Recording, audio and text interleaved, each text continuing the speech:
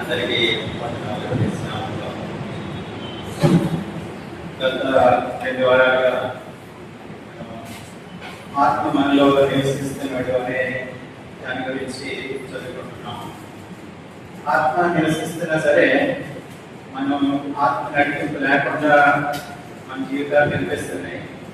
అలా ఉండకూడదు. మన జీవితాలలో ఆత్మ నడిపింపు ఉండాలి అంటే మనం ఏం చేయాలి అనేది మనం దేవుని వాక్యంలో వచ్చి ఈరోజు చూస్తున్నాం.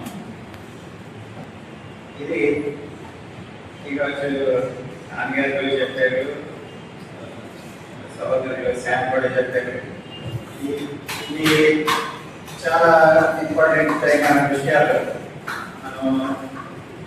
మన ఉనికి, మన గుర్తింపు దేనిలో ఉంది అని మనం ఆలోచిస్తే మనం చదువుకున్న వాక్యంలో వచ్చి మనకి స్పష్టంగా దేవుడు ఏం చెప్తున్నాడంటే మనం నీతిమంతులుగా ఎంచబడ్డాం.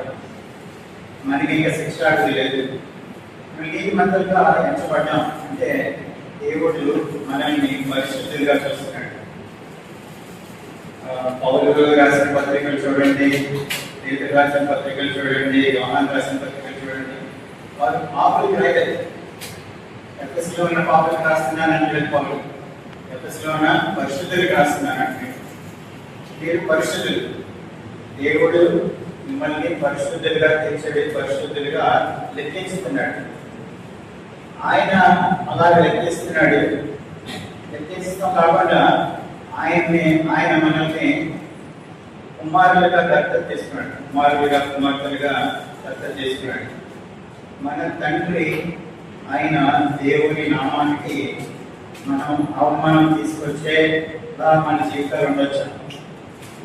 క్రైస్తవుడు అంటే ఏంటి? క్రీస్తుని పోలినవాడు, క్రీస్తులా నడిచేవాడు. అదైతే మన జీవితాలు మన గుర్తింపుకి సరిపడిగా ఉంటాయా లేదా అది మనం ఆలోచించుకోవాలి. మన గుర్తింపుకు సరిపడిగా మన జీవితం ఉంటుందా? ఈరోజు దీని గురించి చదువుతున్నాం. అపోస్తల కార్యాలు 2వ అధ్యాయం. అపోస్తల కార్యాలు 2వ అధ్యాయం 42వ వచనం, 42వ వచనం.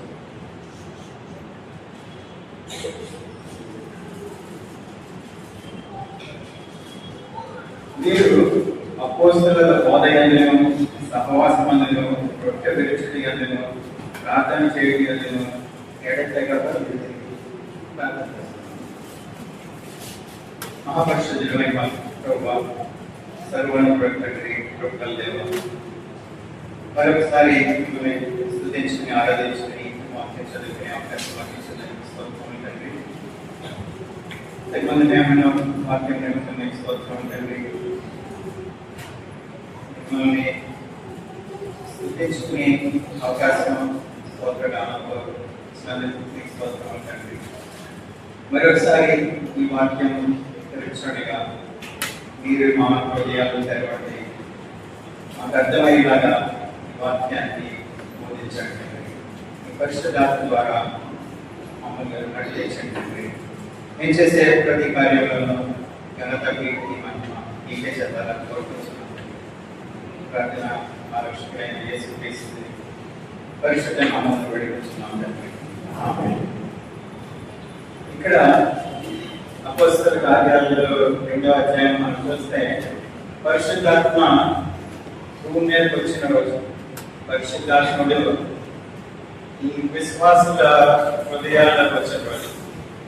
అదే పెంతెకొస్తు పండుగ. మొదటి రోజు సంఘం ఏర్పడింది. ఆ రోజు సంఘం ఏర్పడింది.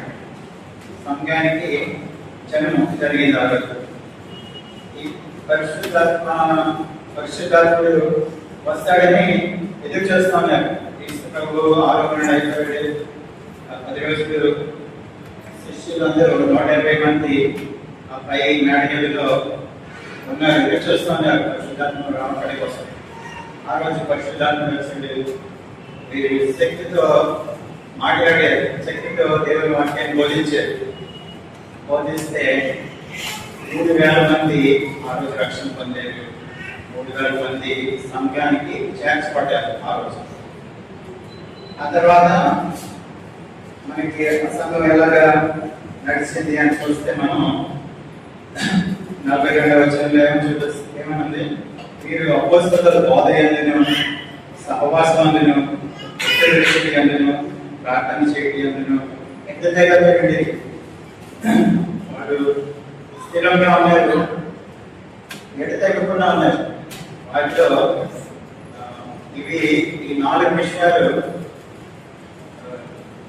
అప్పుడప్పుడు చేయడం కాదు, వారికి గుర్తొచ్చినప్పుడు చేయడం కాదు, వారికి అనుకూలంగా ఉన్నప్పుడు చేయడం కాదు, ఎటు తగ్గకుండా చేస్తూ ఉన్నారు, ప్రతిరోజు చేస్తూ ఉన్నారు. ఏంటి వాళ్ళు చేసేది అంటే 4 విషయాలు ఇక్కడ రాయబడినాయి. దేవుని వాక్యం, అపోస్తలుల బోధ. అప్పటికి ఇంకా దైవ గ్రంథం పూర్తిగా రాయబడలేదు, అందుకని అపోస్తలుల బోధే వారికి ఉంది. వారికంటే ఇప్పుడు మనకి చాలా ఎక్కువ అవకాశాలు ఉన్నాయి. అప్పుడు చేతులు మాట్లాడితే 300 మంది 3,000 మందికి వినపడదు. వారికి మైక్రోఫోన్లు లేవు, వారికి సౌండ్ సిస్టమ్స్ లేవు.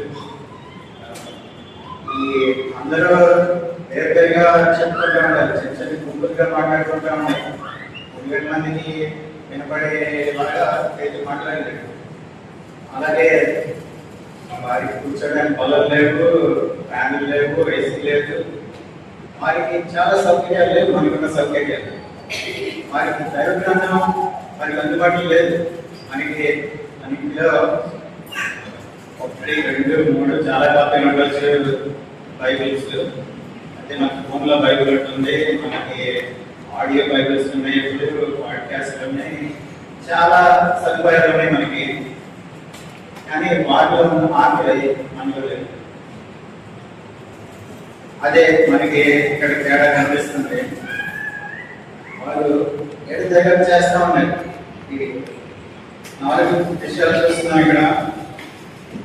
అపోస్తలుల బోధ, సహవాసం, రొట్టె విరుచుట, ప్రార్థన.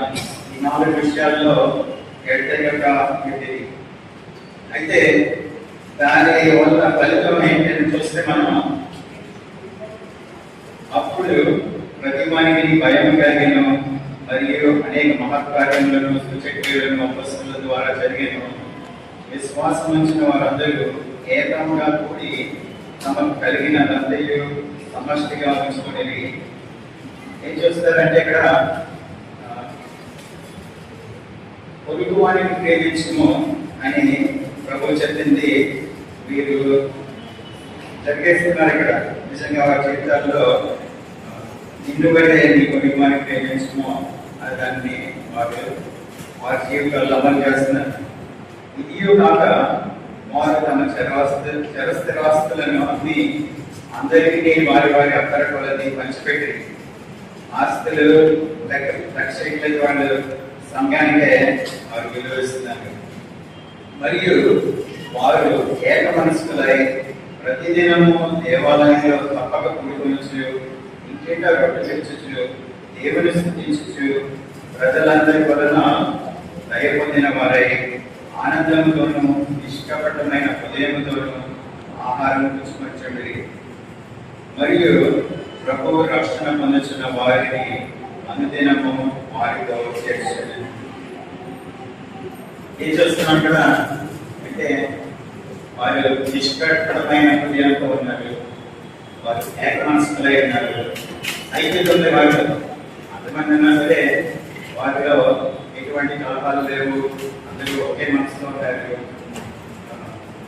ఈ ప్రతిరోజు చేస్తారు, దేవాలయంలో తప్పకుండా కోరుకుంటున్నారు, ఇంటింటా ప్రతిఫలిస్తున్నారు, దేవుని స్థుతించడం లేదు. అంటే ప్రజలందరూ వల్ల ధైర్యపడుతున్నారు. ఇతరులు వారిని వ్యతిరేకించేవారు కూడా వీరిని చూసి దయ చూపిస్తున్నారు. యూదులు వీరికి వ్యతిరేకం, రోమన్లు వీరికి వ్యతిరేకం, అయినా సరే అందరూ వీరి మీద దయ చూపిస్తున్నారు. దాని ఫలితం చూస్తే మనం సంఘ అభివృద్ధి జరుగుతుంది. సంఘం అభివృద్ధి చెందుతుంది. 5వ అధ్యాయంలో చూస్తే అక్కడ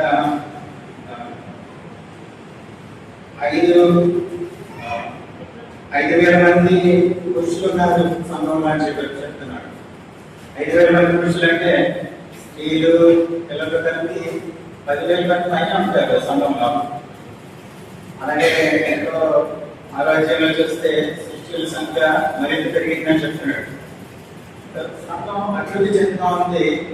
వారి జీవితాన్ని బట్టి సంఘం అభివృద్ధి చెందుతా ఉంది. సో ఎందుకని మనం ఎందుకని అలా చేయలేకపోతున్నాం?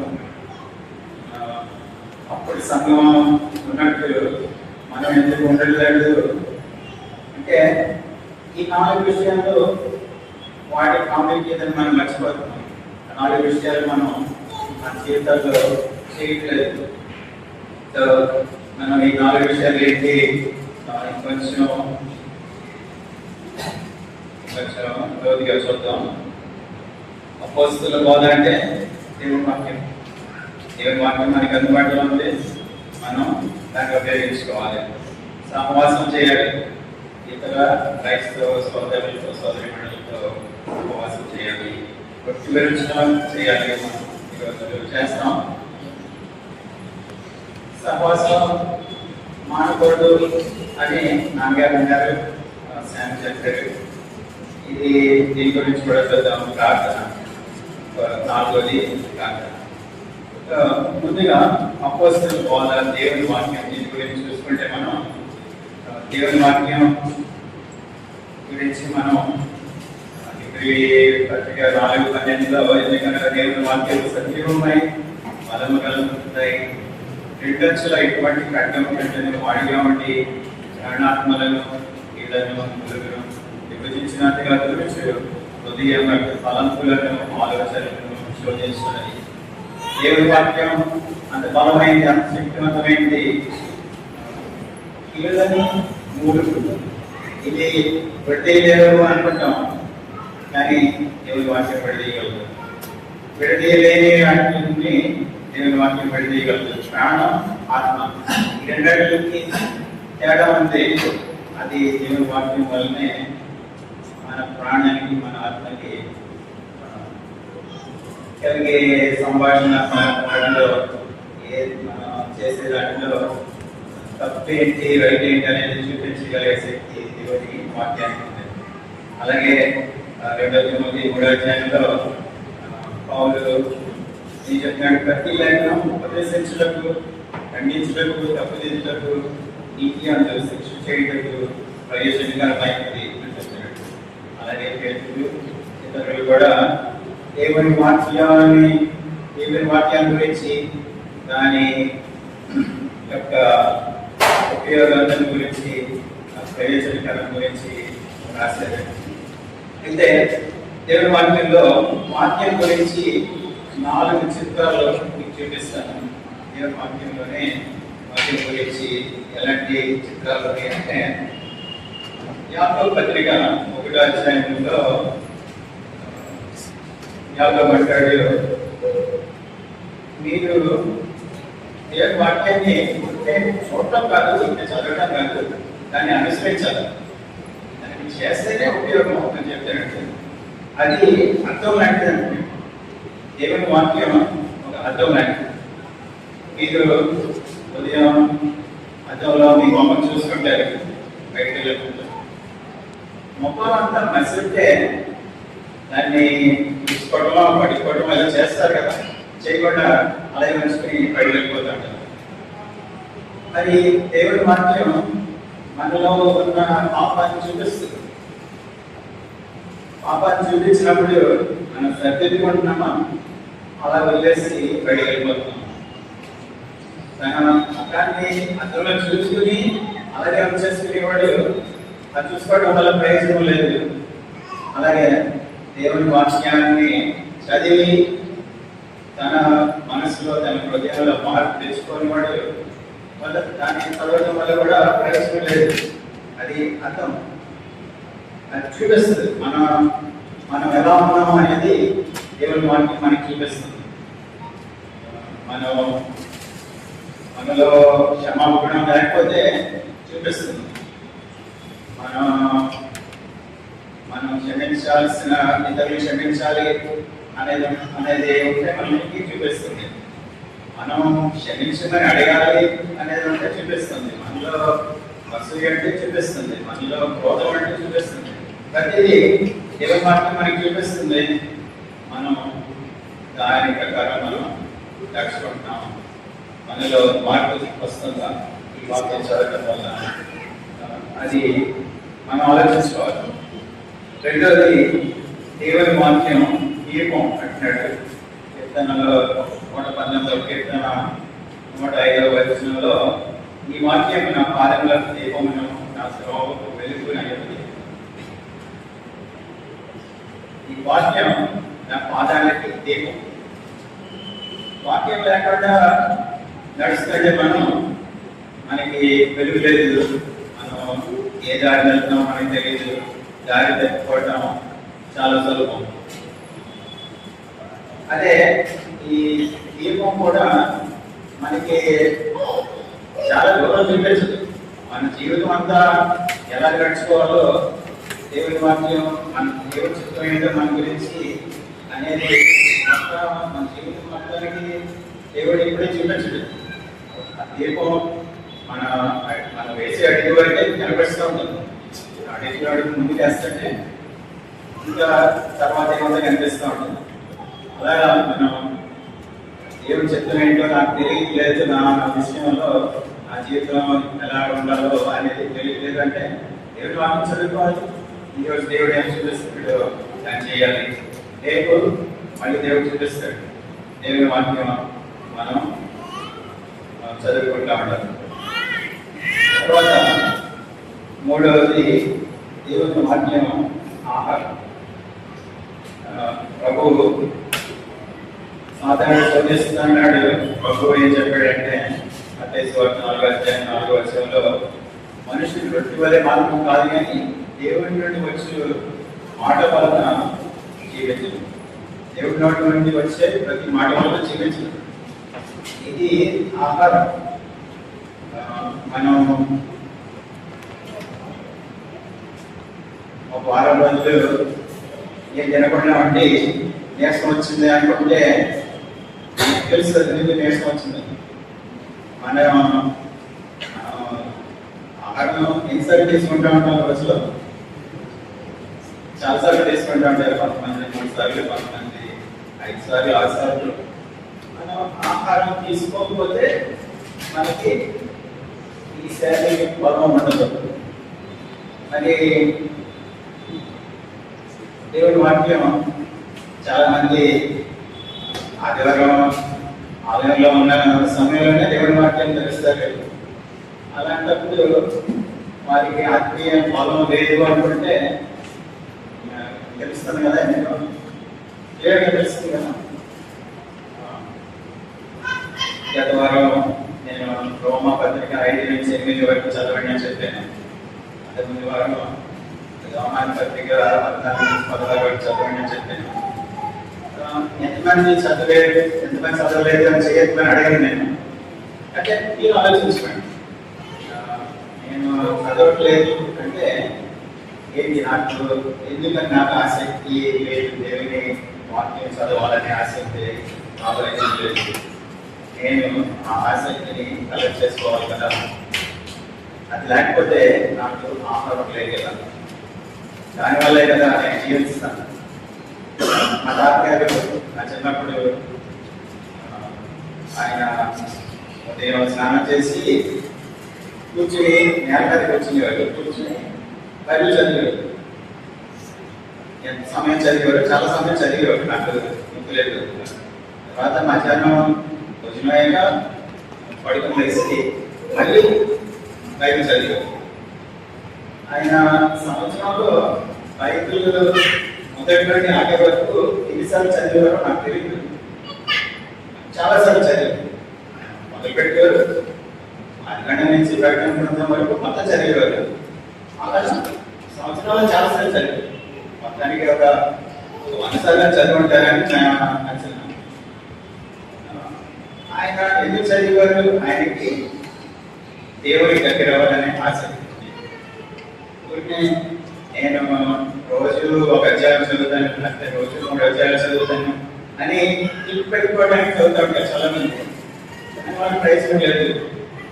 మనకి నిజమైన ఆసక్తి ఉండాలి. దేవుని వాక్యం చదవాలి, దేవుని గురించి తెలుసుకోవాలి, దేవుడు మనల్ని ఎలాగా నడవమంటున్నాడో తెలుసుకోవాలి. మనకి తెలవడం వల్ల మనకి పరిశుద్ధాత్ముడు అవసరానికి వాటిని మనకి జ్ఞాపకానికి తీసుకొస్తాం. దేవుని వాక్యం ద్వారానే పరిశుద్ధాత్ముడు మనకు సంభాషిస్తుంటాడు. దేవుని వాక్యం ద్వారానే ఆయన మనతో మాట్లాడుతుంటాడు. మనం వాక్యం చదవకపోతే మనకి సంభాషణ మాట్లాడలేము, ఆయన చెప్పేది మనం వెళ్ళాలి.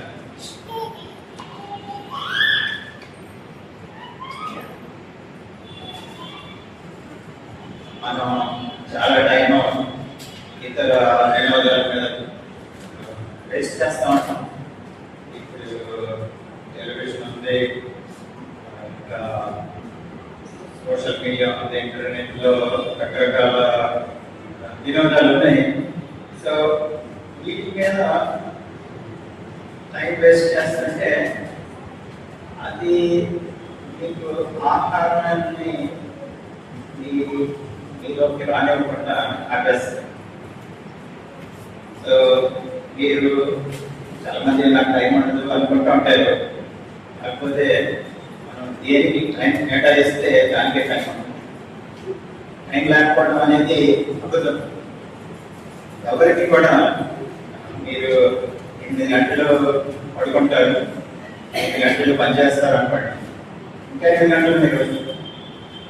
సో టైం లేకపోవడం అనేది నిజం కాదు, అది మనం చూసుకొని అబద్ధం అంటే. టైం లేకపోవడం అనేది ఎవరికి ఉండదు. మనం దేనికి టైం కేటాయిస్తే దానికే టైం ఉంటుంది. తర్వాత 4వ విషయం, దేవుని వాక్యం ఒక ఆయుధం. ఎఫెసీ పత్రిక 6వ అధ్యాయం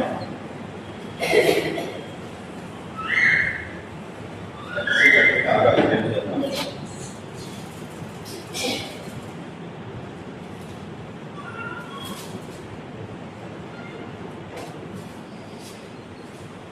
పన్నెండవ వచనంలో ఏమంటున్నాడు? 11లో మొదలు పెడతాం. మీరు అపవాది మంత్రములను ఎదిరించటకు శక్తిమంతులగినట్లు దేవుడు ఇచ్చిన సర్వాంగ కవచాలను ధరించుకోండి. ఎలాగనగా తాను పోరాడినది శరీరులతో కాదు కానీ ప్రధానులతోనూ అధికారులతోనూ ప్రస్తుత అంధకార సంబంధులతో లోకనాథులతోనూ ఆకాశ మండల మందున దురాత్మల సమూహములతోనూ పోరాడుతున్నాం. మన పోరాటం రక్తమాంసాలు కాదు, శరీరంతో కాదు. మనం పోరాడేది దురాత్మలతో. సాతానుడి అనుచరులు దురాత్మలు. సాతానుడితో పాటు ఒక 3వ వంతు యువతలు సాతానుతో పాటు దేవుణ్ణి ఎదిరించి దేవుని దూరంగా వచ్చేసరికి వారే ఈ దురాత్మలు. మనం దేవుని వాక్యంలో అధిపతులు, ప్రధానులు, అధిపతులు అని చూసినప్పుడు వాటిలోనే ఈ పడిపోయిన దోతలలో ఇది వేరే ర్యాంక్స్ అన్నమాట. ప్రధానులు ఉన్నారు, సాధారణ అంశాలలో అధికారులు ఉన్నారు, అంధకార సంబంధమైన లోకనాథులు ఉన్నారు, ఆకాశ మండలం మందున దురాత్మల సమూహం. మన పోరాటం ఇంట్లో పోరాటం ఆత్మ సంబంధమైన పోరాటం మనం శరీర సంబంధమైన ఆయుధాలు చేయాలి. ఆత్మ సంబంధమైన పోరాటానికి ఆత్మ సంబంధమైన ఆయుధాలు అవసరం. అది కూడా ఇక్కడ చెప్పేట్టున్నాడు.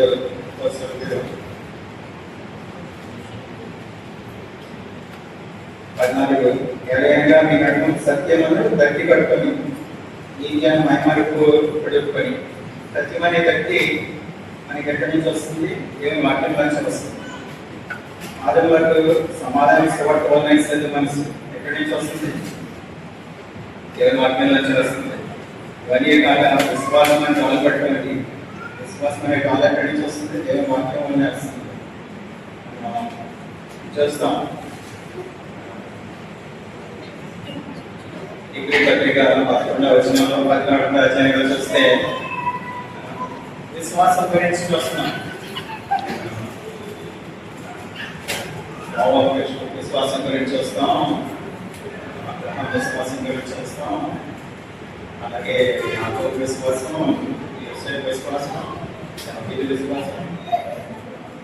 ఇక విశ్వాసం గురించి చదువుకోవాలంటే మనకి దైవగ్రంథంలో నుంచే వస్తుంది. మనం విశ్వాసంగా ఉండాలంటే ఇతరులు మాదిరిగా చూసుకోవచ్చు. అది దేవుని వాక్యంలో మనకి అనిపిస్తుంది. తర్వాత 12వ వచనంలో మరియు రక్షణ శిరస్సులను దేవుని వాక్యము ఆత్మ కట్టుకొని ధరించుకోండి. దేవుని వాక్యం ఆత్మ కట్టుకొని అంటున్నాడు. అది మనం పోరాడాలంటే ఈ ఆత్మ కట్టు దేవుని వాక్యం మనకి చాలా అవసరం. అది లేకుండా మనం పోరాడలేము. సో మొదటిది దేవుని వాక్యం. మనకి కావాల్సిన 4 సాధనాలు, కృపా సాధనాలు అంటారు వీటిని. కృపా సాధనాలు అంటే దేవుని కృప మనకి అందించే విధానం. దేవుని పరిశుద్ధాత్మతో మనం సంబంధం కలిగి ఉండడానికి దేవుని కృప మనకి వీటి ద్వారా వస్తుంది అంటే 4 విషయాల ద్వారా వస్తుంది. మొదటిది దేవుని వాక్యం. రెండవది ప్రార్థన గురించి చూద్దాం. చాలా మంది ప్రార్థన ఆఖరి అది వాడికి ఆశ్చర్యపడు అన్నీ అంటే అప్పుడు ప్రార్థన చేస్తారు, అప్పుడు దేవుని దగ్గరికి వస్తారు. హిజ్కియా గురించి చెప్పాడు హిజ్కియా ఏం చేశాడు? సేనాధిపతి దగ్గరికి వెళ్ళలేదు, మంత్రి దగ్గరికి వెళ్ళలేదు, దేవుని దగ్గరికి వచ్చాడు. ఆపద వచ్చినప్పుడు ముందు దేవుని దగ్గరికి వచ్చాడు. ఆయన ప్రార్థనలో మనం చూస్తే దేవుడిని మహిమపరిచాడు, దేవుడి గొప్పతనం గురించి మాట్లాడాడు. మనం ప్రార్థన చేసేటప్పుడు కూడా ఇవి ఉండాలి. మన ప్రార్థనలో ముందుగా మనం దేవుని మహిమపరచాలి, దేవుని ఆరాధించాలి. ప్రార్థనలో చాలా ఇంపార్టెంట్ విషయం అది దేవుని ఆరాధించడం. తర్వాత కన్ఫెషన్, పాపం ఒప్పుకొని ఉండాలి. మనం పాపాన్ని కనుక్కోవాలి. ఎందుకంటే దావీదు చెప్తాడు, నా హృదయంలో పాపాన్ని లక్ష్యం చేసినట్ల ప్రభువు నా మనవి వినకపోయినట్టు. అందులో పాపం ఉంటే, ఒప్పుకొని పాపం ఉంటే మన ప్రార్థన దేవుడు వినడు. పాపం ఒప్పుకోవాలంటారు మన ప్రార్థనలో. అదే యోహాను సువార్త మొదటి యోహాను పత్రిక 1వ అధ్యాయం 9వ వచనంలో ఆయన పాప ఒప్పుకోలు గురించి చెప్తాడు. మనం ఒప్పుకుంటే ఆయన క్షమిస్తాడు, మన మొత్తం పాపాలు క్షమిస్తాడు. కాకుండా మనల్ని పూర్తిగా పరిశుద్ధపరుస్తాడు. మనం చేసిన పాపాలను కూడా ఆయన తీసివేస్తాడు. సో మన ప్రార్థనలో పాప ఒప్పుకోలు ఉండాలి, ఆరాధన ఉండాలి, కృతజ్ఞతాపరులు ఉండాలి, థ్యాంక్స్ గివింగ్. మనం ఆయనకి మనకి ఇచ్చిన రక్షణ నిమిత్తం ఆయన స్తుతించాలి. ఆయన మనకి ఇచ్చిన పరిశుద్ధాత్మ నిమిత్తం మనం ఆయన స్తుతించాలి. ఆయన మనకి ఇచ్చిన ఈ దత్తపుత్రత్వం గురించి మనం ఆయన స్తుతించాలి. మనకి ఇచ్చిన వారసత్వం గురించి మనం ఆయన స్తుతించాలి. అన్ని విషయాల్లో మనం కృతజ్ఞతలు ప్రకటిస్తూ ఉండాలి. విజ్ఞాపనలు అనేది మనం చాలాసార్లు అర్థం చేసేటప్పుడు విజ్ఞాపనలే ఉంటాయి, కానీ ఇవన్నీ కష్టపడతాం. విజ్ఞాపనలు ఉండాలి, కానీ కృతజ్ఞతాస్తుతులు ఉండాలి, ఒప్పుకోలు ఉండాలి. అలాగే దేవుడిని మహిమపరచుకోవాలి, ఆరాధించుకోవాలి, ప్రార్థనలో తప్పనిసరిగా ఉండాలి. సో ఇవి మన విజ్ఞాపనలు కూడా మనం విజ్ఞాపనలు చేస్తూ ఉంటాం. మన అవసరాల గురించి, మన వాటి గురించి ప్రార్థన చేస్తూ ఉంటాం. కాబట్టి మన జీవితాల్లో దేవుని మహిమపరిచేలా చేయమని మనం ప్రార్థన చేస్తున్నాం. మన జీవితాలు దేవుని మహిమపరచడం కొరకే. సో అది మన ప్రార్థనలో ఒక ప్రధానమైన విజ్ఞాపనగా ఉండాలి. మనం దేవుని మహిమపరుస్తున్నాం, దేవుని ఎలా మహిమపరచాలి మన జీవితాల్లో.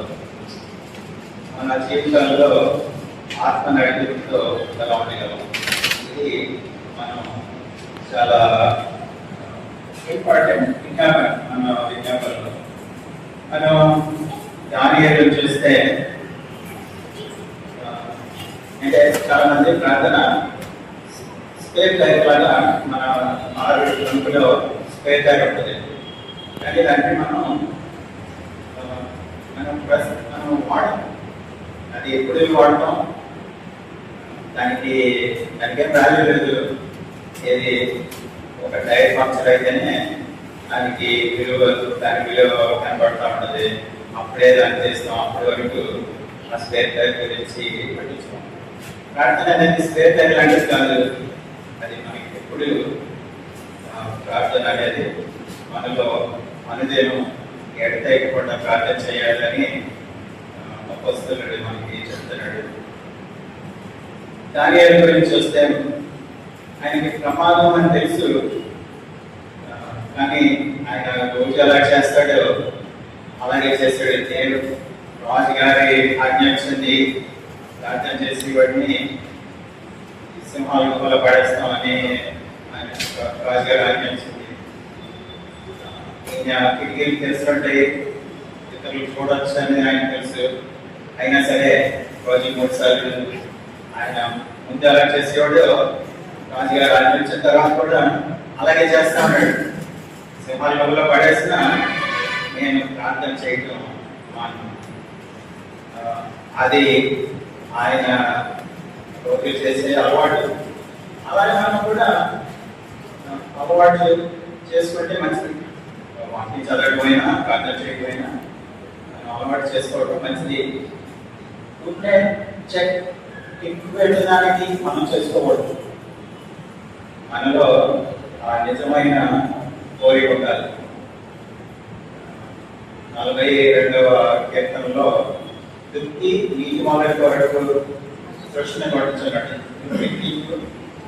దుక్కి నీటి వారి కొరకు ఆశపడుతున్నట్లు దేవా నా ప్రాణం నీ కొరకు ఆశపడుతున్నది.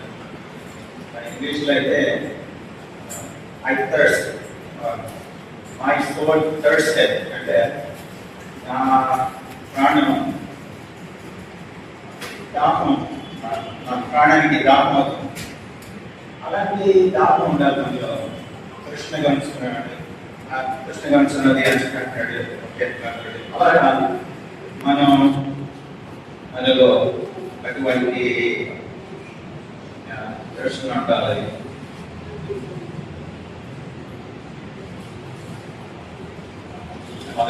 మొదటి దశలోనికి రాసిన పత్రికలో ఆపకుండా ప్రార్థన చేయడం అంటే రోజంతా మొక్కలు వెళ్ళేవంటి కథలొద్దని కాదు. ఏంటంటే మనం ఏం చేస్తున్నా సరే ప్రార్థన మనలో ఆ ప్రార్థన ఆ భావం కొంచెంత ఉండాలి.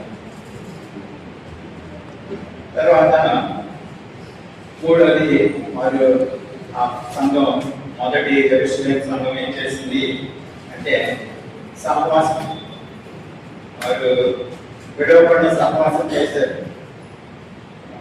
ఇది చాలా అవసరం. నాన్నగారు చెప్తారు, శామ్ చెప్తారు. మనం మొదటి యోహాను సువార్త 3వ అధ్యాయం 14వ వచనం చూసుకుంటే మనం సహోదరులను ప్రేమించుతున్నాం కనుక మరణంలో నుండి జీవంలోని దాటి ఉన్నామని ఎరుగుతాం. ప్రేమ లేని వాడు మరణమందు నిలిచి ఉన్నాడు. ఇక్కడ అపోస్తలుడు ఏం చెప్తాడంటే మీ రక్షణ నిజమా కాదో మీరు తెలుసుకోవాలంటే మీకు సహోదరుల మీద ప్రేమ ఉందో లేదో చూసుకోండి. సహోదరుల మీద ప్రేమ లేకపోతే మీ రక్షణ నిజం కాదు అంటున్నాడు సహోదరుడు ఇక్కడ అపోస్తలుడు.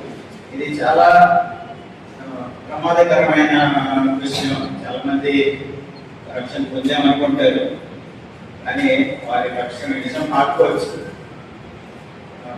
ఈ మొదటి యోహాను సువార్తలో మన రక్షణకి పరీక్షలోనే మనం చదువుకుంటే ఆ పరీక్షలో మనకి తెలిసి మనం పరిశీలించుకోవచ్చు. అలాంటి పరీక్ష ఒకటి ఏమంటున్నాడంటే, సహోదరుని ప్రేమించట్లేదు మీరు అంటే దేవుని ప్రేమిస్తున్నాను కానీ నీ సహోదరుని ప్రేమించట్లేదు అంటే నువ్వు నిజంగా దేవుని ప్రేమించట్లేదు అని అక్కడ వస్తువులు చెప్తాడు. మన దేవుని ప్రేమించడం నిజమైతే మనం సహోదరుని కూడా ప్రేమించాలి. ఇంకా మనం వెలుగులో నడవడం గురించి చెప్తాడు. వెలుగులో నడవడం అంటే దేవుడితో అన్యోన్య సహవాసం కలపడమే. ఇంకా ఎప్పుడు పత్రిక అందరికి తెలిసిన వచనం ఏది? ఎప్పుడు పత్రిక 10వ అధ్యాయం 24-25లో అందరూ మానిపరుచున్నట్టుగా సమాజంగా కూడడం మానగా ఒకరినొకడు హెచ్చరించు, ఆ దినము సమీపించుట మీరు చూసిన కొలది మరి ఎక్కువగా అలా చేయొచ్చు. ప్రేమ చూపటను సత్కార్యములు చేయటను ఒకరినొకడు కుడి పలుకోవాలని ఆలోచించడం. కొంతమంది మానేస్తారు. కోవిడ్ తర్వాత చాలా మంది ఆన్లైన్ చర్చ్ అని సహవాసం రావడానికి మానేశారు. మీరు ఎక్కడ ఈ చర్చ్ ఎక్కడ చర్చ్కి వెళ్తారంటే నేను ఆన్లైన్ అండి, నేను చర్చ్కి వెళ్ళను అంటే ఆన్లైన్ చేసేది సహవాసం కాదు. మీరు వాక్యాన్ని వినొచ్చు కానీ సహవాసం చేయలేదు. కూడుకోవడం మానద్దు అని చెప్పి పత్రిక చేసి చెప్తారంటే కొందరు మానుకుంటున్నారు. అందుకే కొందరు మానుకున్నట్టు ఇది మానద్దు. ఇది ఆయన ఆజ్ఞ, దేవుని ఆజ్ఞ. సహవాసం అనేది చాలా అవసరం. ఎందుకు అవసరం కూడా చెప్తున్నాడు ఇక్కడ. ఒకరినొకడు హెచ్చరించు, మనం ఒకరినొకరిని హెచ్చరించుకోవాలి.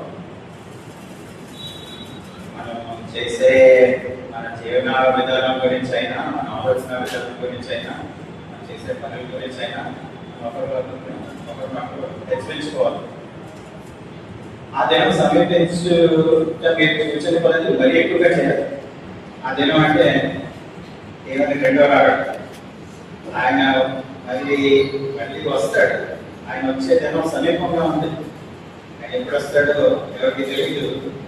కాకపోతే మనకి తెలిసింది ఏంటంటే ఆ రాకడ సమీపంగా ఆయన వస్తాడు, త్వరలోనే వస్తాడు.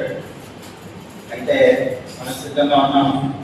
మనం సిద్ధంగా ఉండాలంటే మనం ఒకరికొకరు హెచ్చరించుకుంటూ ఉండాలి. ప్రేమ చూపుటకు ఇతరులు ప్రేమిస్తున్నామా, అది ప్రేమించమని కూడా మనం పురికొల్పాలి అతను ఇతరులు. అలాగే సత్కార్యాలు చేయడానికి పురికొల్పాలి. ఇవన్నీ పురికొల్పడానికి మనం సహవాసం చేయాలి. సహవాసం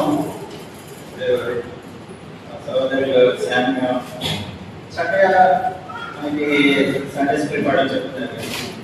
అయితే మంది పైగా ఉండట్లేదు కదా ఆ టైం.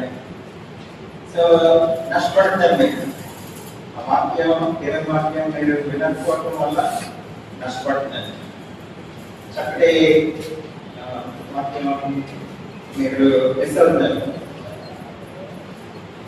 సహవాసం మేము అమెరికాలో వెళ్ళే చర్చ్ సండే స్కూల్ 9:30కి మొదలవుతుంది. మేము 9:10 అక్కడికి ఉండడానికి ప్రయత్నిస్తాం. ముందే 9:30 అంటే 9:30కి 9:35కి 9:40కి వెళ్ళాం. 9:10కి వెళ్ళాం.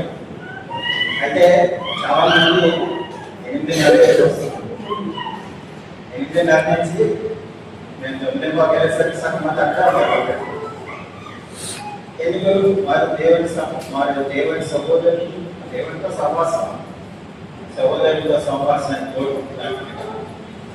మాకు తెలుసా చాలా మంది పైన ఉంటారు అక్కడ సంభాషణ కోరుకోవాలి. ముందు వెళ్తే ముందే ఉంటే మనం సంభాషణ చేయగలుగుతాం. తర్వాత మళ్ళీ అలా సంఖ్య కూడా కోరుకుంటాం. 6 నుంచి 7 నెలల వరకు మళ్ళీ దేవుని ఆరాధన ఉంది. మళ్ళీ బుధవారం కూడుకుంటాం. బుధవారం కూడా 2.5 సేపు ఎక్కువసార్లు కలవడం వల్ల మనం మరింత సహవాసం చేయగలుగుతాం. తీసుకున్నాక ఆనందపురం నుంచి వస్తారు. అయినా ఆవిడ చాలా మంది మనకంటే ముందు వస్తున్నారు. అది మనం ప్రయారిటైజ్ చేయలేదన్నమాట. మనం లేట్గా వస్తున్నామంటే ఇది మనకి ఇంపార్టెంట్ కాదు అన్నట్టే. చాలా మంది దూరం నుంచి వస్తారు, నాకు తెలుసు. దూరం నుంచి వస్తారు అనేది ఒక ఎక్స్క్యూజ్గా ఉండకూడదు. దూరం నుంచి వస్తున్నారంటే మీకు గంట ప్రయాణం. కుమార్ గారి బ్యాక్ పెయిన్ ఉన్నా అంత దూరం నుంచి వస్తుంది. గంట ప్రయాణం ఉన్నా టైంకి వచ్చేస్తుంది. అలాగే మనకి దూరం నుంచి వస్తుంటే ఓకే, నేను అది టైం పడుతుంది కనుక నేను ముందు బయలుదేరాలి. నాకు రెడీ అవ్వడానికి, పిల్లలు రెడీ చేయడానికి టైం కావాలి అంటే ఇంకా ముందు రావాలి. అవసరమైతే ముందు రోజు ఇంకా ముందు పడుకోవాలి. ఏం చేయాల్సిన మనం దేనికి ఇంపార్టెన్స్ ఇస్తున్నాం అంటే మనం టైంకి వస్తూ ఉంటాం. మీకు 10 గంటలకు ఫ్లైట్ ఉందంటే ఏ టైంకి ఎయిర్పోర్ట్కి వెళ్తుంటారు? 10 గంటలకు ఫ్లైట్ అంటే 1 గంట ముందు, 1 గంటన్నర ముందు ఎయిర్పోర్ట్కి వెళ్ళిపోతారు. సో ఎందుకు మనం అది ఇంపార్టెంట్, మనం ఫ్లైట్ మిస్ అవ్వకూడదు అని మన దృష్టి, మన ఆలోచన దాని మీద ఉంది కనుక టైంకి వెళ్ళిపోతుంటాం. అది ఆరాధన కూడా దానికంటే ఇంపార్టెంట్, దానికంటే మనకి అవసరం, మిస్ అవ్వకూడదు అని మనం ఆలోచించుకుంటున్నాం.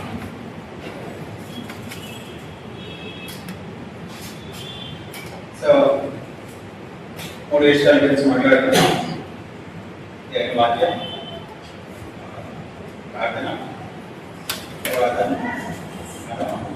సహోదరులతో కలిసి కూడుకోవడం, సహవాసం చేయడం. 4వ విషయం వృత్తి గురించి. వృత్తి గురించి వారు వృత్తి విషయంలో కూడా వారు స్థిరంగా కొనసాగించారు.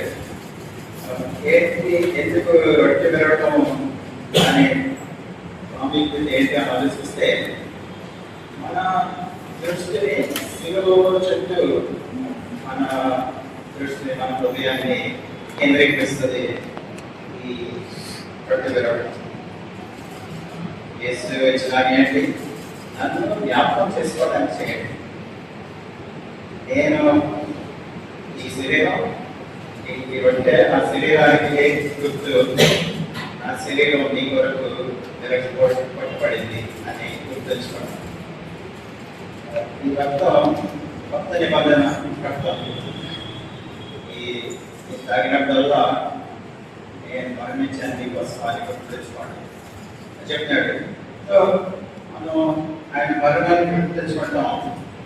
ఎప్పటి వరకు చేయాలి అనేది కూడా చూస్తే ఆయన తిరిగి వచ్చేవారు చేస్తూ ఉంటారు. అంటే ఆయన రెండో రాకడం కూడా ఇది గుర్తు చేస్తుంది మనకి. ఆయన రాకడం వరకు ఇది మనం చేయమన్నాడు అంటే ఆయన రాకడం కూడా మనం గుర్తు తెచ్చుకోవాలి. చేస్తున్నప్పుడు అయోగ్యంగా ఎవరు తీసుకోకూడదు అని చెప్పాడు. మనలో పాపం అంటే మనలో పాపాన్ని ఒప్పుకొని క్షమాపణ తీసుకునే రావాలి. మనం దేనికి వచ్చేటప్పుడు, ఈ కొట్టి పెరగడానికి వచ్చేటప్పుడు మనలో ఐక్యత కూడా చూపిస్తుంది ఈ రొట్టె గురించి. ఈ సమయం చాలా ఇంపార్టెంట్. ఈరోజు మనం చేస్తాం. అంటే దీని గురించి నేను ఎక్కువ మాట్లాడుతూ అలాగే వస్తాను కనుక దీన్ని ప్రభు రాత్రి భోజనం అంటారు. మనం అదొక సాయంత్రం మనం కూడుకుంటే సాయంత్రం టైంలో చేసుకోవటం ఆనవాయితీ మనం చూసుకుంటే సాయంత్రం టైంలో చేసుకోవటం రైట్. సో మనం ఈరోజు చూసిన ఈ వచనంలో నాలుగు కృపా సాధన కనపడుతుంది మనకి. దేవుడి వాక్యం, ప్రార్థన, సహవాసం, సో ఈ నాలుగు వాటిలో మనం పాల్గొనడం వల్ల దేవుడికి దగ్గర అవుతాం. వీటికి మన జీవితాల్లో ప్రాముఖ్యత ఇవ్వాలి. వచ్చే వారం 3 నిమిషాలు చదువుకుందాం దీని గురించే.